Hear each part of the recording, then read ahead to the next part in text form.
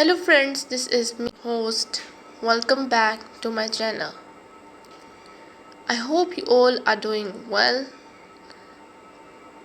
and today I'm back with another video to give a review on our book, which is The House of Lost Whispers. This one is by Jenny Key. It is all about that there is a whole other world just beyond the walls.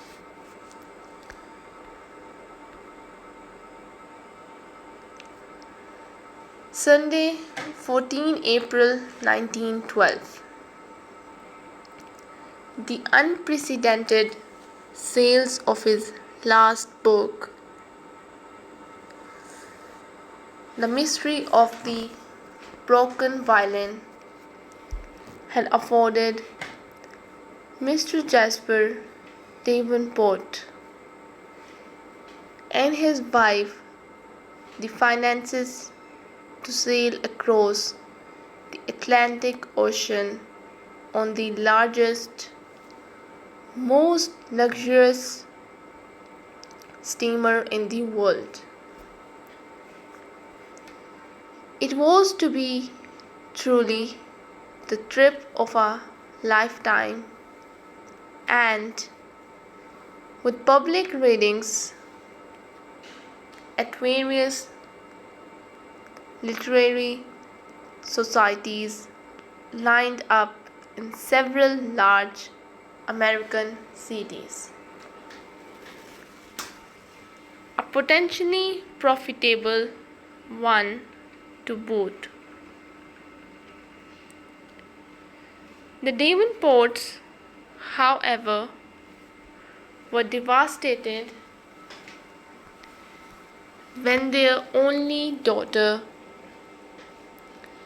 presented with a blotchy rash the week before their departure. The doctor confirmed what they all suspected. 13-year-old Olivia had contracted measles. Selina Davenport was all for cancelling, but was eventually persuaded by her husband that they should go ahead because the child had battled the worst of the illness before they were due to sail. Besides, he pointed out, by being on the maiden voyage of the RMS Titanic, they were certain to go down in history, and as an author of adventure novels. It was an experience he couldn't afford to miss. He already had in his mind an idea for a story set aboard a great ocean liner, so he planned to treat the trip as research. From the moment they stepped foot on the ship, they were in awe of both the size and magnificence of this engineering marvel, and as first-class passengers, they were treated like royalty by the crew, Their lowest 16 triple berth stateroom was the height of luxury, with electric heaters, horsehair stuffed sofas, and marble washstands. Rich expenditure carpeting had been laid in the first class reception area. The Georgian smoking room boasted a carved Italian marble fireplace, and the grandeur of the main staircase was unparalleled.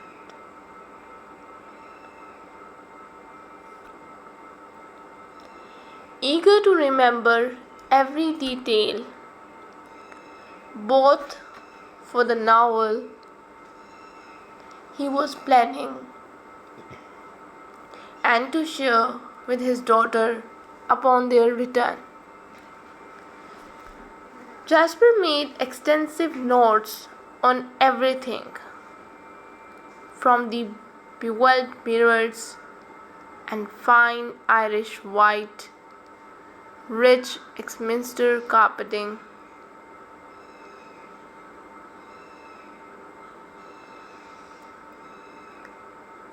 from the bewelled mirrors and fine Irish white linen to the quirky characteristics of his fellow passengers. Thomas Andrews, the exceedingly amenable Harland and Wolf naval architect who had designed the ship,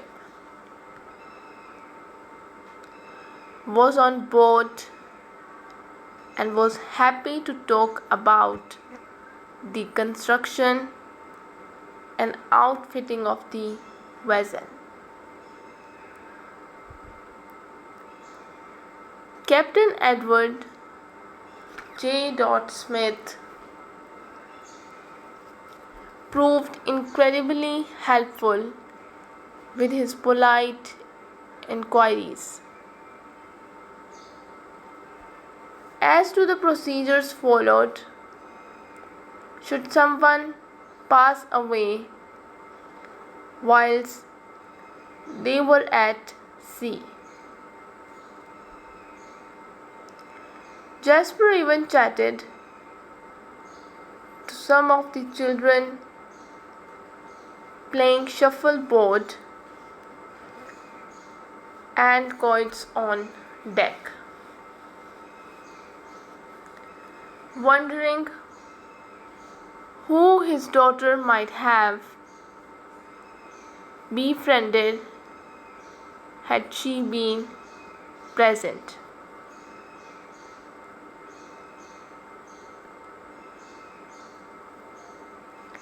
The following week, Olivia was mortified to be caught trying on one of her ladyship's silk evening dresses the afternoon before a large dinner party. It had been an impulsive act. The young girl, imagining what it might be like to be the lady of the manor.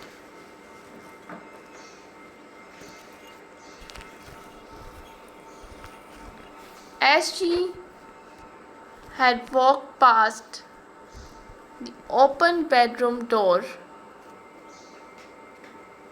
and seen the gown lying across the bed,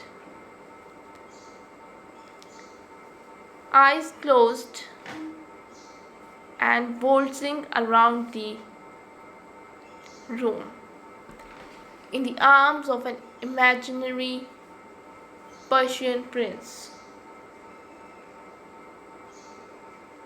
She had been jolted from her daydream by the older woman's voice.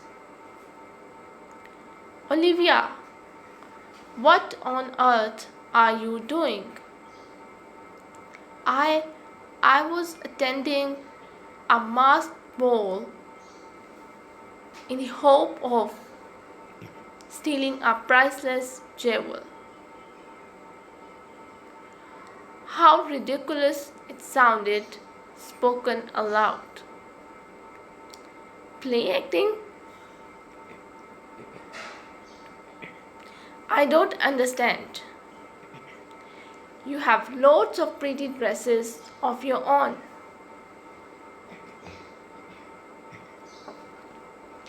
You really shouldn't be in my room touching things that don't belong to you. Her tone wasn't unkind, but she was certainly peeved. And my pearls too? They aren't toys, child. They belong to Sir Hugo's grandmother. If the string should break, I would be quite distraught. Olivia bowed her head. She had made a mistake and got carried away with the romance of it all. What she needed in that moment was a pair of forgiving arms to wrap themselves about her, so that she could learn her lesson and move on. But they were not forthcoming, and she had slipped out of the dress and run from the room in tears.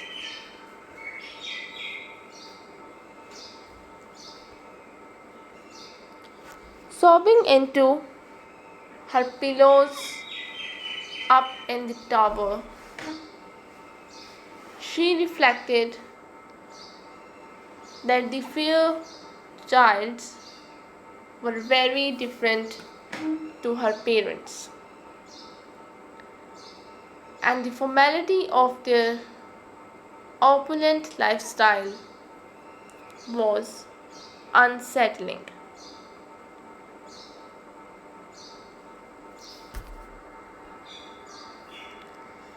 It seemed to the lonely young girl that the more money you had, the fewer emotions you were allowed to display. No one had embraced her since her arrival, and it was clearly Lady Fairchild was not going to encourage her imagination as her own mother had done.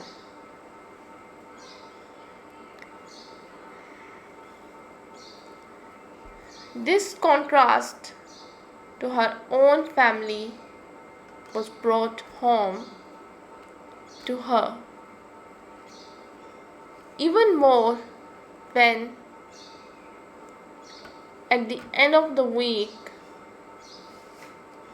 the remaining Fairchild offspring returned from their various educational establishments.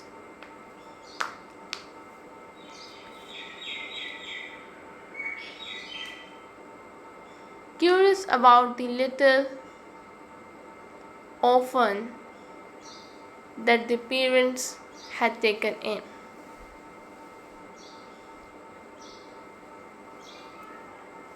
Benji, who had become surprisingly chatty over the 2 days they had spent together, immediately became more withdrawn, and Olivia, as an outside observer, wasn't surprised. Within the first few hours, Howard had ambushed his brother with a squirt gun from his hiding place in the boathouse. And Clarence had shouted at him for asking a visiting young lady whether she was hoping to marry the future heir to the manor.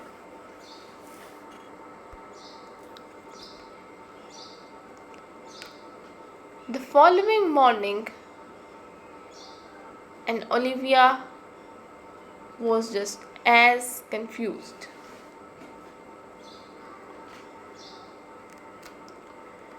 There was no way she could have created such a convincing alternative scenario by herself.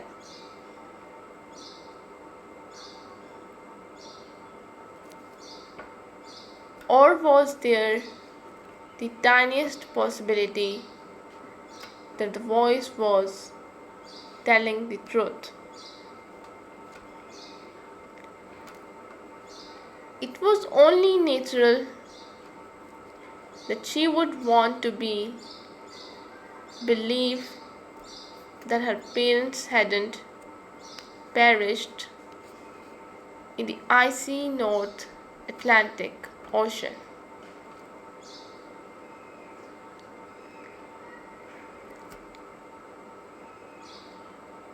But that would mean that Seth was a real person, and what? There was another version of this world somewhere in the universe, much like the world that Alice had stepped into through the looking glass in Lewis Carroll's children's fantasy.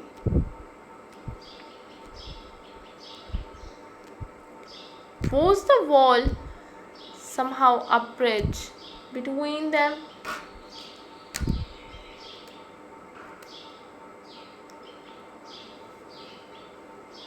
For 2 years, she had been convinced he was in her head. But could he genuinely have been the other side of the wall all this time? And then she chided herself for thinking such poppycock. There was, she decided, only one way to put this nonsense to bed. And the following day, she persuaded Benji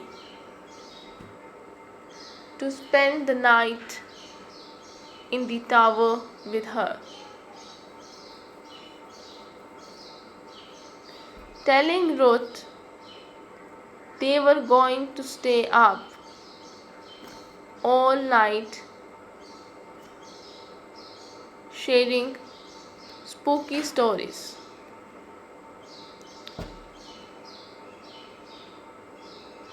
Which was laughingly close to the truth. At least when I hear voices tonight, it will be a proper conversation between you and Master Benji. Rather than you talking to yourself, the woman said as she made up a bed on the floor for the youngest Fairchild boy. You woke me up last night with your shouting. Ruth was a sound sleeper and was rarely disturbed by Olivia's conversations with Seth. So she hastily reassured the servant that the nighttime chatter had just been her play acting.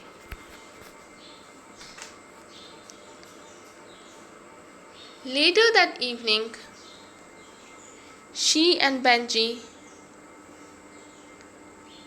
climbed the spiral staircase together, carrying mugs of cocoa and a plate of Cook's coconut biscuit. Do you remember when I wondered if the tower was haunted? Back when I first moved here, she asked him. When you thought Howard was pretending to be a ghost and started asking if anyone called Seth had ever died in the tower.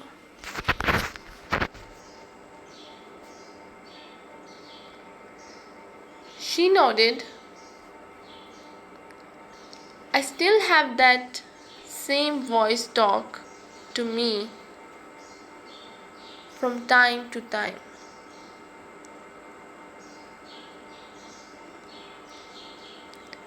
Not quite the wide-eyed, gullible boy of 2 years ago, Benji.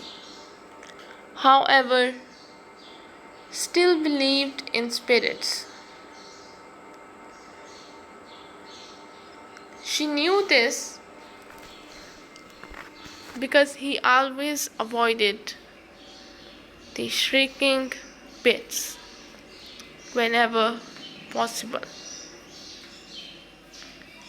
and had jumped at the chance to spend a night reading ghost stories.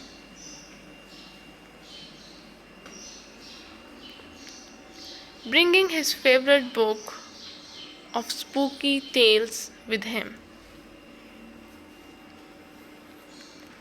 And you want me to see the spirit too? I have never seen him, she admitted. I hear him through the wall. But yes, I think you are the only person who will take me seriously. Benji smiled, puffed up that he was the one trusted to share this big secret with Olivia. A real life dead person. How thrilling! He clutched his book closer to his chest. But the pair were to be disappointed. No Seth spoke to them through the wall, even though Olivia remained awake until the early hours, determined to share the secret that she had kept to herself for so long. At one point, she had even banged on the bricks with her fist, calling for him to answer her. But there was no response. Benji was bitterly disappointed.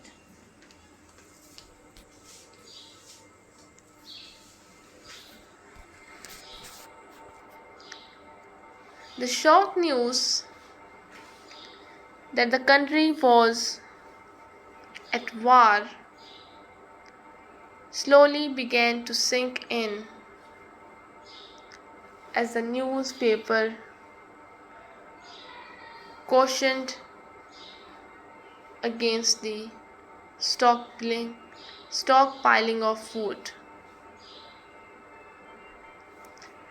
Young men examined their consciences with regard to doing their duty, and everyone was alert for spies.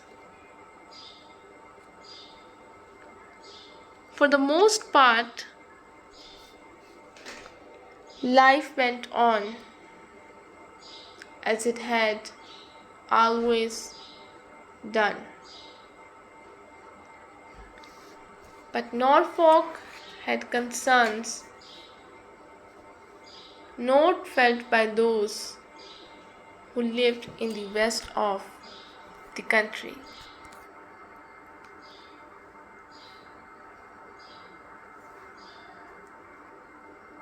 Would the Germans attack their vulnerable coastline and sweep down to London? Could the war be coming to them? It heightened Lady Fairchild's anxiety, but Sir Hugo insisted that the British Navy would defend our shores and that her panic was unnecessary.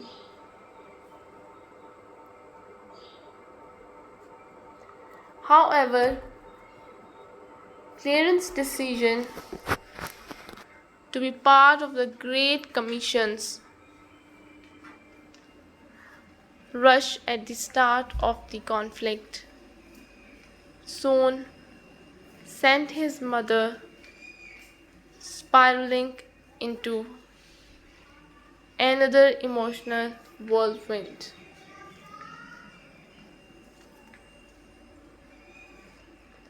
Not many days after war was announced, Lord Horatio Kitchener, the new Secretary of State for War, made a direct appeal for men who were or who had been cadets in the University Training Corps to take temporary commissions in the regular army. The oldest Fairchild's son was one of the first to attest.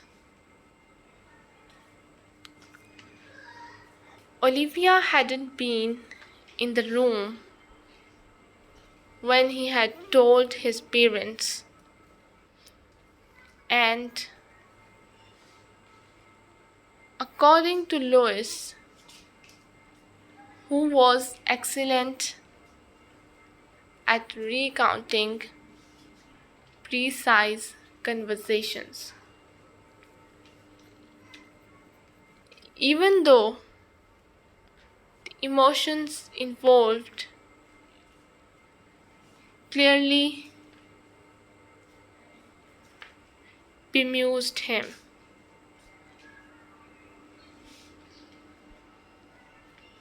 Lady Fairchild had become quite hysterical, but Clarence was a man of 23 and there was nothing she could do about it. There was a shortage of officers, he told his mother, and his public school education had given him the qualities needed to fight this war: courage, leadership, and a love for his country. He could not, in all conscience, stand by when he was needed.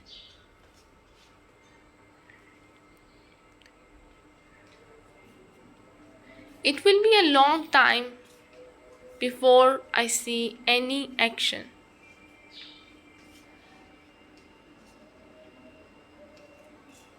He had reassured her.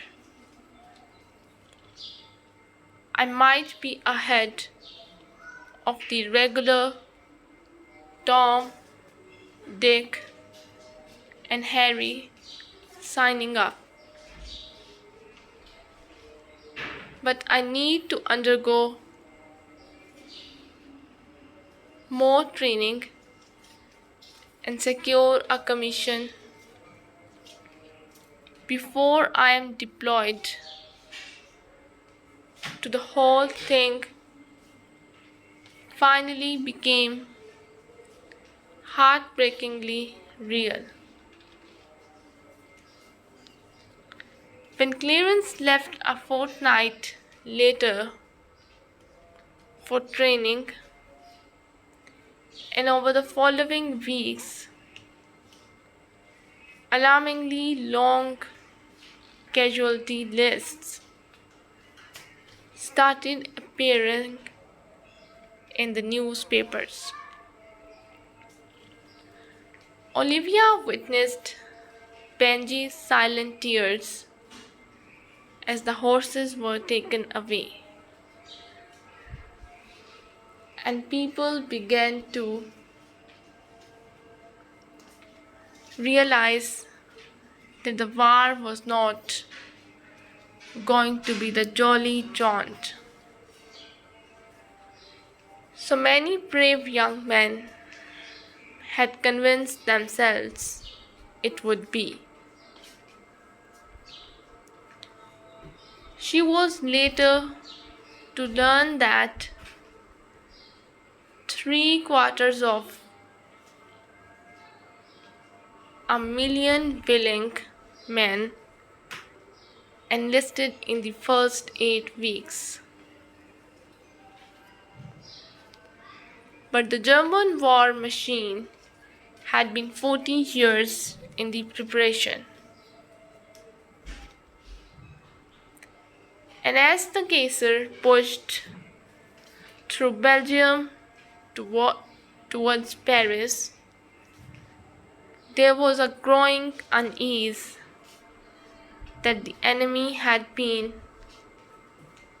underestimated, and the quick victory that everyone had predicted would not materialize.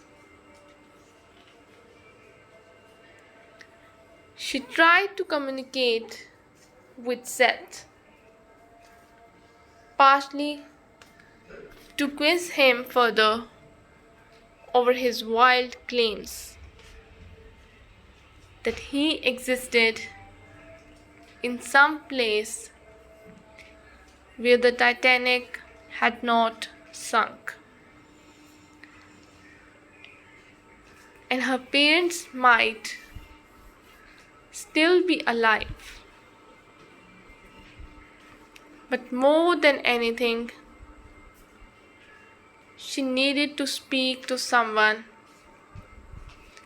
who was not part of the Fairchild family and had no idea of what they were going through. How refreshing it would be to pretend the country was not at war.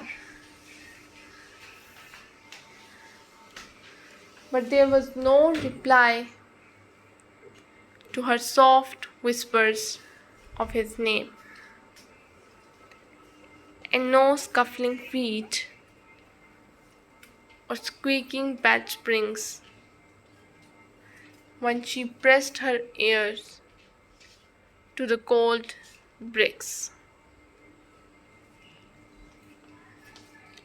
Their interactions had always been sporadic at best, and often a couple of weeks would pass before she caught up with her crotchety friend. And he was a friend now. Whatever the truth of his existence, and despite their quarrel, he may huff at her unrelenting cheerlessness and grunt at her overly dramatic pronouncements.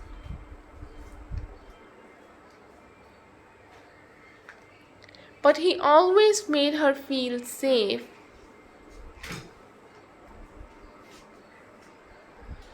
and that her opinions were valued.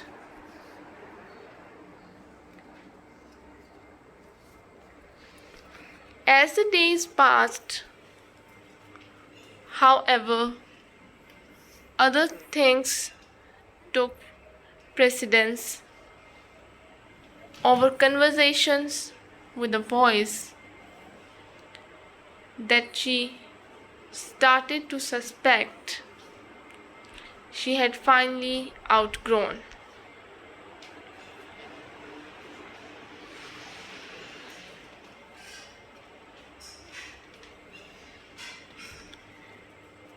She still undertook her lessons in the mornings, but helped Lady Fairchild in practical ways with the fundraising for the troops in every spare hour outside of that, so that by December, and with household preparations for Christmas now in full swing, Olivia realized that she hadn't heard from Seth for months. She had grown up so much since moving to the manor. Imaginary friends belonged to childhood, and she no longer felt like a child. Even if he was caught in that bemusing wilderness, where she was also not yet quite an adult. Seth, she finally accepted, had merely been a product of her grieving imagination. He had helped her to settle, and now he had gone. Because hadn't she long since decided that when she no longer needed him, her mind would simply let him go?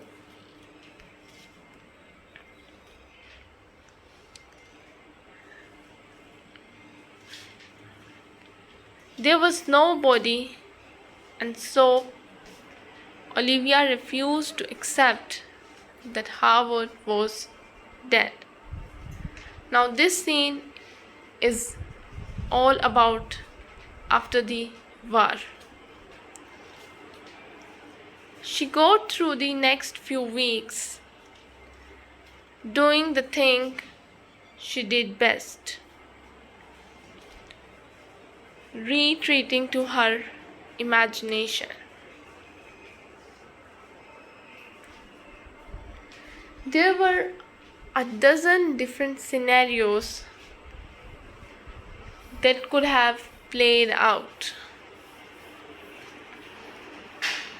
The men could have become disoriented and be hiding out somewhere, or perhaps Howard was recovering in a foreign hospital, but had lost his memory, or the party had been captured by the Germans and were in prisoner of war camp. It would, however, take time to establish if this was the case, especially as the enemy was now in a state of utter chaos. But Sir Hugo was calling in all the favors he could think of to discover the truth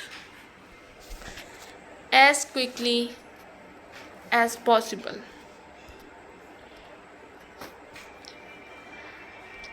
She reconciled herself to the fact that being captured might be the best thing to happen to him. He would be safe until the conflict was over, away from shells and bullets, and out of the rat-infested trenches.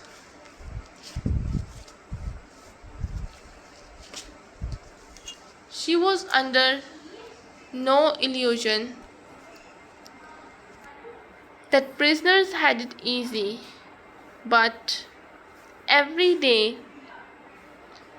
she played out scenes in her head where her beloved Howard was returned to her. Surely she would have known, felt something, a hole, an empty ache, if he were dead. It hadn't taken her long to feel an eviscerating void after the sinking of the Titanic. and her parents' bodies had never been recovered either. She wondered if her photograph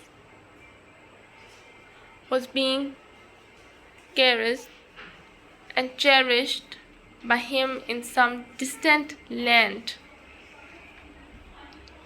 a reminder that he was loved beyond measure and must survive the war so that they could be reunited. Or was it buried under several feet of earth, with his broken, lifeless body,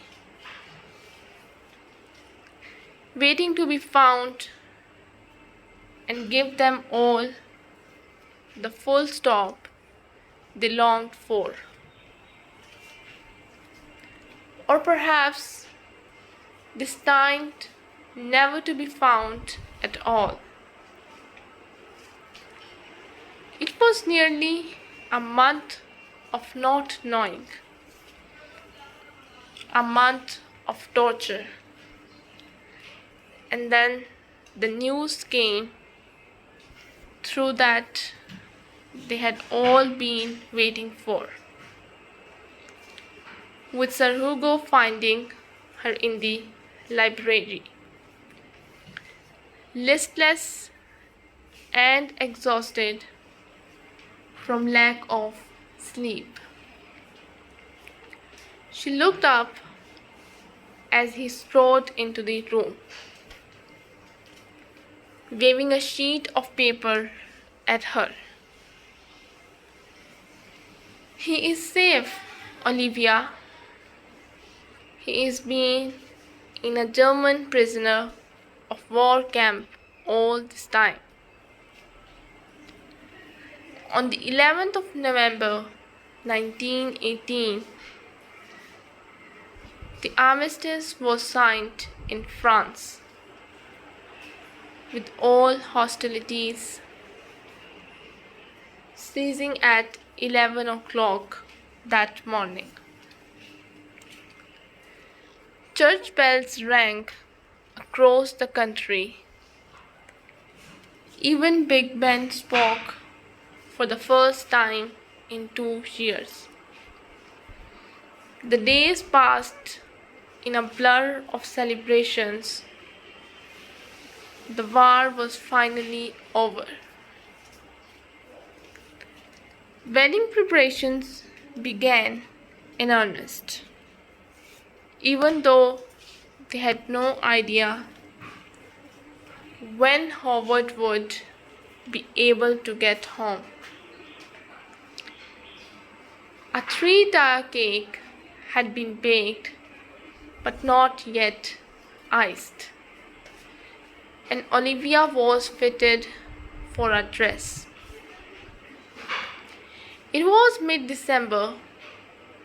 Benji was back from school, and the household finally had a festive season to look forward to.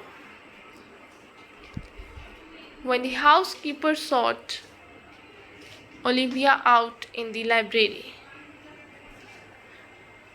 one look at the woman's face and she knew something was terribly wrong. "The Fairchilds have had a telegram. I thought you should know."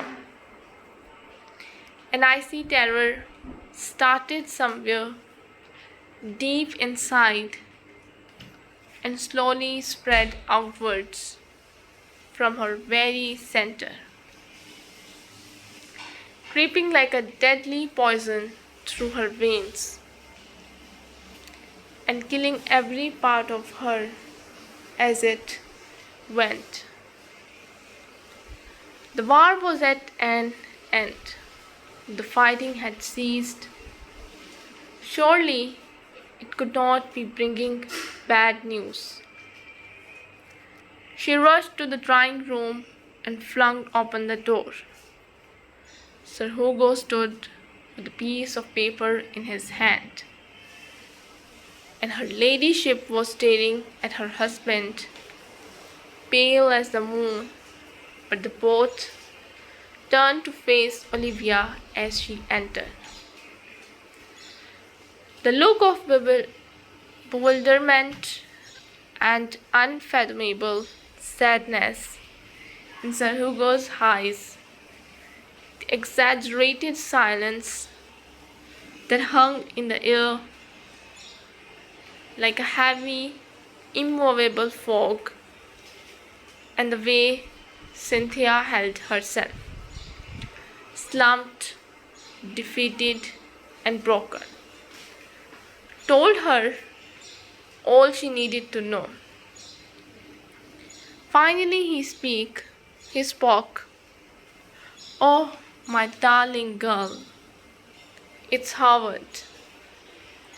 Olivia's knees went from under her as the world shattered into a million tiny, irreparable shards. First her parents, then Clarence and Lois, and now she had been dealt the most wicked blow of all. Just when she thought all the unbearable suffering and crippling pain was over. Sir Hugo had not yet said the words, but she didn't need to hear them. Howard was dead, and the details didn't matter. He spoke of them regardless. Influenza. They think he was already quite weak from his ordeal, and he caught it when he was being transported across France. Nothing in this world would ever matter again.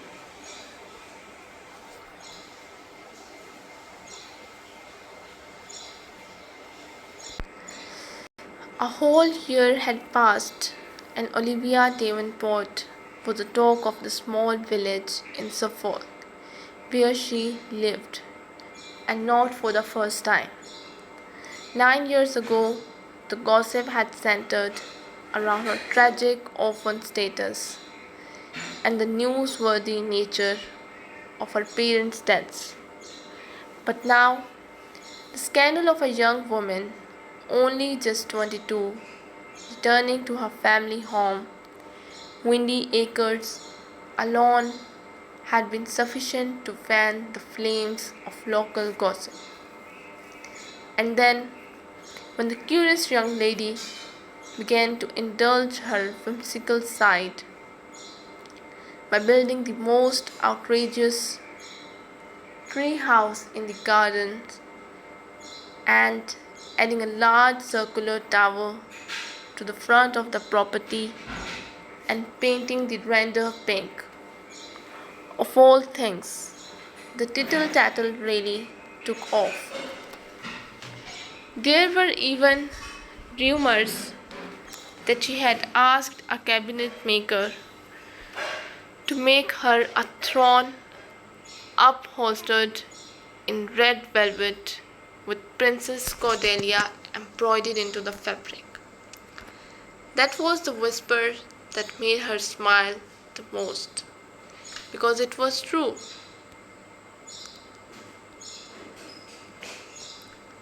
She had a lifetime ahead of her where she could do what she liked, and people would just roll their eyes and say, "Oh, that's so like Miss Davenport. Such a queer fish, but a likable one." If just one young girl read about her in the girl's own paper and decided to follow her heart, embrace her imagination, be brave or step outside society's ridiculous boundaries, then she would achieve something worth far more than the healthy royalty checks that were now dropping through her letterbox at regular intervals. Please, Daddy, for me. Olivia appealed to her father with wide eyes. Jasper Davenport nodded. If he comes, I will know, she thought. And then we shall have all the time in the world to get to know each other. Olivia curled her legs under her bottom and studied her reflection in the window pane. Two Olivia Davenports, she mused.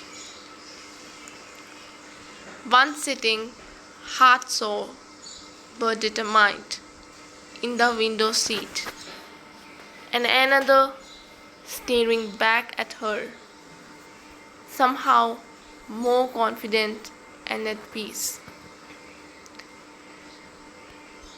She smiled, and her reflection smiled back.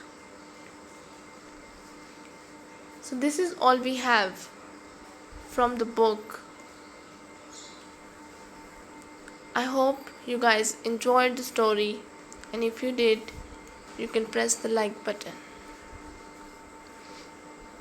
And if you have any book for suggestion, you can comment on the comment section so I can give a review on that book too. And you can also buy a book from Best Book for You on Amazon. So I'll be back with another video. Till then, just take care and goodbye.